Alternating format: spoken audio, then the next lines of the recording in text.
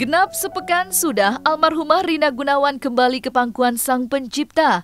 Almarhumah meninggalkan keluarga tercinta serta orang-orang terdekatnya pada 2 Maret kemarin di Rumah Sakit Pusat Pertamina Simpruk, Jakarta Selatan.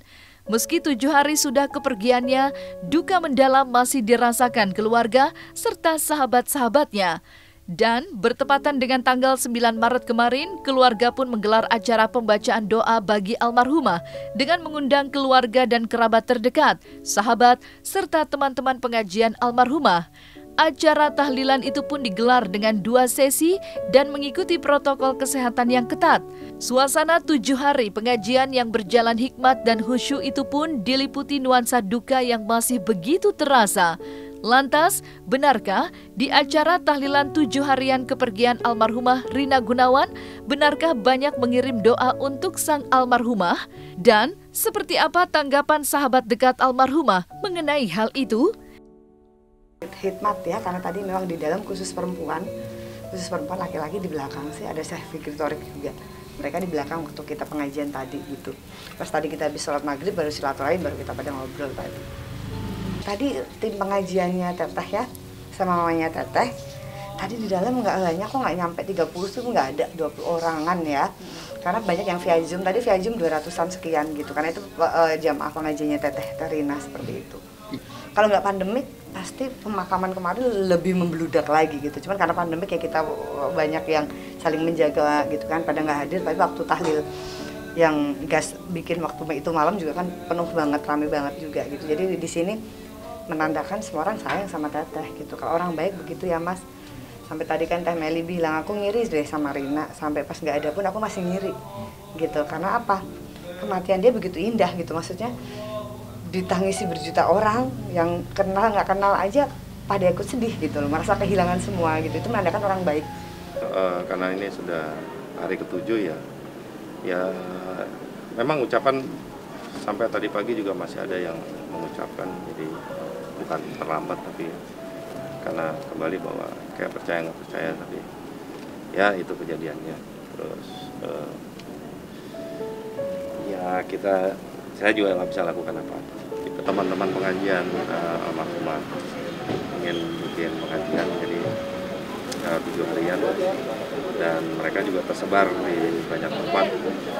Lalu tadi setelah asar pukul 4 itu dipersiapkan untuk Zoom webinar. Jadi ada beberapa teman-teman dari kalangan artis juga, bisa Delia, terus Rini Sumarnis dan Kinesa segala macam, Meli Guslo juga. Dan tadi khusus webinar dan ibu-ibu gitu loh, khusus untuk perempuan. Jadi saya sendiri cuma ingin mendengarkan di balik pintu gitu, apa yang mereka sampaikan, apa yang menjadi sambutan mereka, apa yang menjadi cerita pengalaman mereka bersama dengan yang pengalaman mereka bersama dengan almarhum. Setelah Bada Isya baru kita campur ya yang laki dan perempuan, ya, kebanyakan juga dari saudara-saudara dan kerabat terdekat saja. Sepekan setelah kepergian almarhumah Rina Gunawan, sang suami Teddy masih tak percaya banyak perhatian dan ungkapan bela sungkawa yang diberikan kepada almarhumah. Sosoknya yang begitu baik dan suka menolong banyak orang membuat banyak orang pun merasa kehilangan. Bahkan bagi Teddy sendiri masih tak percaya ia akan kehilangan istri tercintanya secepat itu. Apalagi 11 April 2021 mendatang seharusnya menjadi hari bahagia keduanya lantaran usia pernikahan mereka genap 22 tahun. Namun sayang, garis takdir manusia tak bisa ditebak. Teddy hanya bisa tegar melewati hari ulang tahun pernikahan mereka itu sendiri. Di sisi lain, Teddy pun harus berusaha menenangkan 2 buah hatinya yang masih terpukul pasca kepergian almarhumah Rina Gunawan. Yang membuat saya sebagai seorang suami yang jadi tenang adalah bahwa almarhumah sudah menjalankan apa yang seharusnya dijalankan sebagai kewajibannya sebagai seorang istri, sebagai seorang ibu, sebagai seorang anak, maupun kakak dan teman bagi saudara dan teman-temannya. Alhamdulillah rumah tangga kami itu ya sebenarnya sudah memasuki lah, perkenalan kami sudah memasuki tahun ke-22. Artinya banyak orang di luar sana yang lebih lama, lebih jauh, mungkin yang lebih romantis dari kita mungkin, tapi kan mereka tidak terekspos gitu loh. Tapi saya yakin bahwa banyak juga dari kalangan artis juga ya mungkin lebih romantis, lebih baik dari kami gitu. Cuman memang mungkin momentum ya, momentum. Jadi mungkin karena almarhumah gitu lebih banyak kenal orang, familiar, jadi memang kerjanya kemana-mana, jadi lebih banyak orang yang bisa tercakup gitu loh dari semua kalangan, bukan kalangan artis saja atau kalangan pejabat, tapi juga semua masyarakat, dari mulai semua strata sosialnya semua terpenuhi gitu, jadi mereka kenal gitu. Jadi ini di Jakarta, kemarin saya sempat kembali ke Sentul sebentar gitu ya, kayak beberapa tukang ojek sampai nangis gitu loh, sampai karena tahu gitu bagaimana mereka ketika mereka ngantar almarhumah gitu loh ke atas gunung untuk menyampaikan sedekah pada penduduk di atas gunung yang orang mungkin malas datang ke sana gitu loh, tapi ya mereka juga ikut merasakan, mereka juga ikut bilang. Jadi bukan cuma yang sekitar sini gitu. Ini sebenarnya pertanyaan menarik yang sebenarnya untuk pribadi saya sendiri gitu ya. Artinya gini, semenjak mereka lahir, anak-anak saya lahir gitu, saya selalu mendekatkan mereka kepada bundanya. Itu, jadi saya ingin anak-anak saya itu sama bundanya sangat menghormati, sangat mencintai, sangat menghargai. Dan saya sebagai ayah mereka, saya mengontrol sebenarnya cukup mendengar dari bundanya. Jadi saya komunikasi itu dari mendiang. Jadi bagaimana kegiatan anak, apa yang sedang mereka lakukan, apa rasa mereka, apakah mereka sedang jatuh cinta atau ada masalah dengan apa. Jadi semua yang mengerti posisi itu 99% adalah bundanya. Saya mengontrol dari belakang istilahnya, saya mengawal dari belakang. Nah, ketika bundanya pulang, itu yang berat buat mereka dan berat buat saya sebenarnya. Artinya seperti apa yang harus saya lakukan untuk anak-anak, bagaimana saya bisa mendekatkan diri saya seperti bundanya mendekatkan diri kepada mereka ya, itu cukup berat dan kadang-kadang membuat saya jadi kikuk gitu, apa yang saya mesti lakukan. Jadi ya terkesan malah formalitas gitu, jadi udah makan vitaminnya atau apa, tapi tetap saya berupaya untuk, saya nggak akan bisa menggantikan bundanya karena kedekatan itu selama belasan puluhan tahun ke anak-anak saya ini kan mereka biasa ngeriung gitu. Jadi saya ingin hubungan anak orang tua itu lebih besar. Memang saya sudah memposisikan dan saya bicarakan itu secara pribadi kepada mendiang. Artinya saya ingin anak-anak itu dekat sama kamu, mereka hormatin kamu sebagai ibu, sangat menghargai. Jadi memang mereka agak berat gitu satu hari ketika harus melepas bundanya dan dia harus menyaksikan di video call itu memang cukup berat yang saya saksikan buat mereka gitu. Jadi yang saya sendiri juga nggak bisa berbuat apa-apa gitu loh. Jadi seperti apa sih saya harus menghadapi anak-anak, memperlakukan mereka, memanjakan mereka, itu juga saya nggak ngerti. Tapi ya saya berusaha tetap sampai hari ini. Dan alhamdulillah gitu bahwa sepupu-sepupu dari mendiang, teman-teman juga datang ke sini dan mereka juga berhubungan cukup dekat sama anak-anak. Jadi itu yang membuat saya cukup ringan. Jadi kalau ngeriung ya ngumpul ya kita ngumpul gitu. Tapi kan saya cuma melihat dan menganalisa saja gitu apa yang mereka rasakan, apa sudah sampai di mana keikhlasan mereka ini. Ya kalau ditanya sih mungkin kaku lah.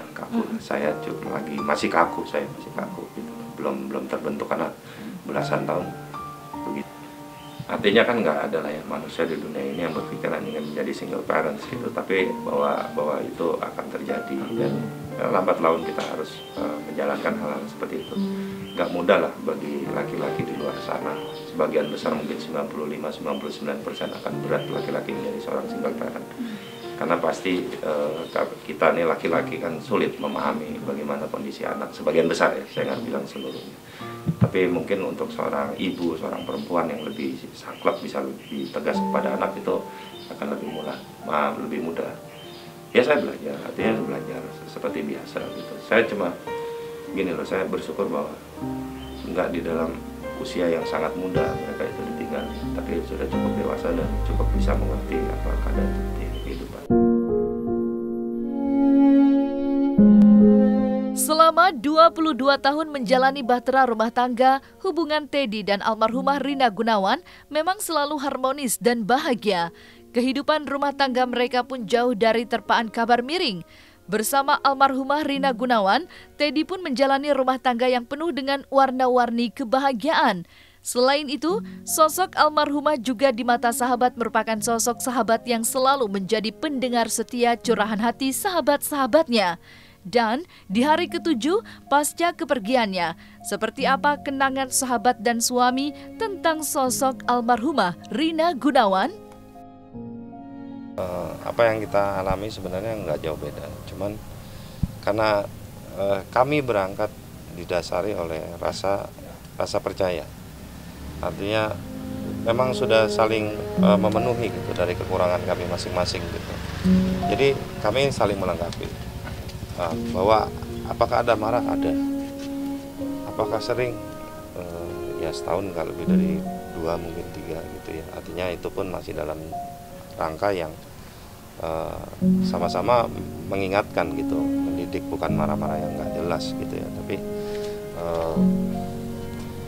sangat hampir bisa dibilang sih kadang-kadang setahun tuh kita jalan ya sama sekali nggak ada apa-apa, sama nggak ada ngomel, nggak ada apa, tapi seperti rumah tangga biasa. Justru anak-anak muda ya, jadi yang ya mungkin seumuran putri saya gitu, 17 atau bahkan lebih muda, jadi yang sudah menganggap saya seperti bapaknya sendiri, menganggap almarhumah seperti ibunya sendiri. Jadi mereka ya kayak anak-anak lah, jadi ayah gitu, jangan lupa sarapan, jaga kesehatan ya, gini ya. Jadi mereka jadi kayak anaknya banyak gitu saya, jadi yang ngingetin itu yang membuatkan saya juga terenyuh gitu loh.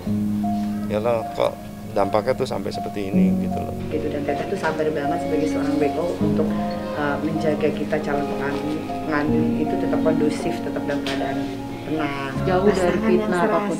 Pasangan yang romantis yang mana mereka tuh selalu menutupi kekurangan masing-masing, saling memuji pasangan seperti itu. Dan aku juga tadi sampaikan ke Mas Teddy, Mas, aku tuh banyak belajar dari Teh Rina loh, Mas. Teh Rina tuh selalu kalau sama aku cerita, aduh Mas Teddy tuh sabar banget, Dis, aku gemuk apa-apa juga Mas Teddy tuh gak komplain gitu. Kata Mas Teddy, justru sebenarnya dia yang sabar ngadepin aku. Jadi Masya Allah dua-duanya tuh saling memuji, ya kan.